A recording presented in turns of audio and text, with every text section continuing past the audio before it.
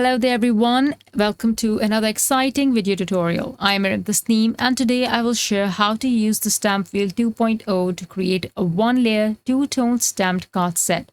Stay tuned.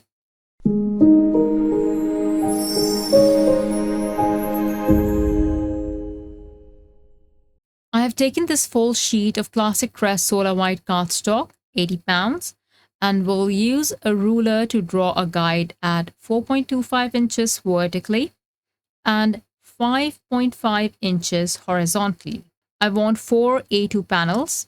I have been using the Stampwheel 2.0 non-stop and creating 4 of every design I make, especially when you see a one-layer card. That's how I've been using the Stampwheel. When I'm done, I will use my trimmer to properly cut these into A2 panels.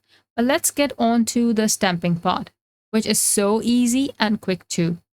I will use the Craft Your Life project kit Mixed Blooms, and I only need the solid stamp from this set. The idea is to stamp this along the vertical line.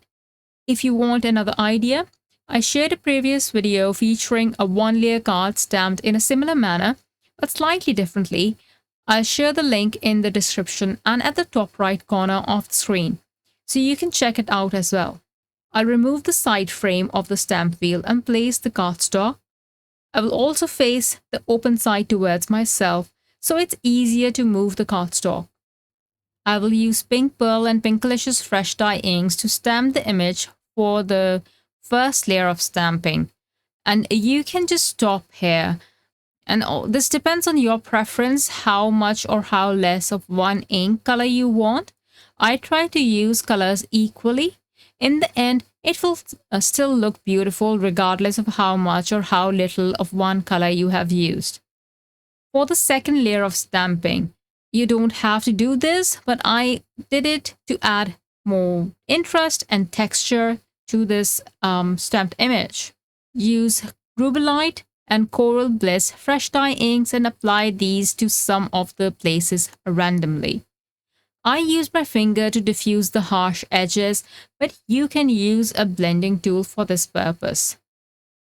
I will move down the line and change the placement of the stamp so that it doesn't look like a repetitive pattern. And once I reach the bottom, I will rotate the panel and complete the stamping of the lower portion, repeating the same two-step stamping process with the light and dark inks. Once done, I will cut the panels into 4 A2 size cardstock. In my case, these are 4 by 5.5 instead of 4.25. Then this is ready for you. All you need is a sentiment stamp and a coordinating envelope, and your clean and simple card set is ready. You can create these in so many color combinations. But if you want to step this up and change the look of each card in this set, let's go ahead and start with panel 1 and stamp additional images to cover the entire panel. Well, as much as I can anyway. Now on this, I can just stamp the sentiment in the space on the left. For panel 2, I decided to keep it simple. I pulled out matching dual tip pens, Coral Berry and Peach Perfect, and added doodles and dots along the stamped design. So after I was done with the panel, there was a bit of a smudge on the top right of the panel, the top portion. And so I decided, instead of stamping more floral images on the panel, I used the stamp wheel, the back side of the stamp wheel that has the grid. I applied Pink Pearl and a bit of Pinkalicious and randomly stamped this pattern to the panel. This was mostly on the right hand side. That's just to cover that pink smudge. For this too, I can stamp a sentiment on the right hand side. For panel 3, I decided to add more stamping just to one portion and keep some white space for sentiment. For the last panel, I used the Pinkalicious and Rubellite fresh dye inks and smushed them onto the flip blade, added some water to this, and then added splatters of these inks onto the panel. And there you have it, 4 super quick cards.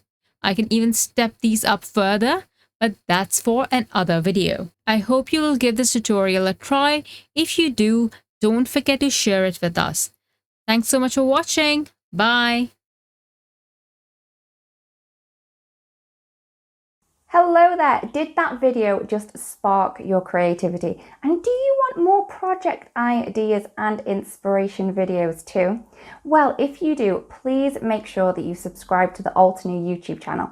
Also, make sure that you do click that notification bell so you don't miss a video.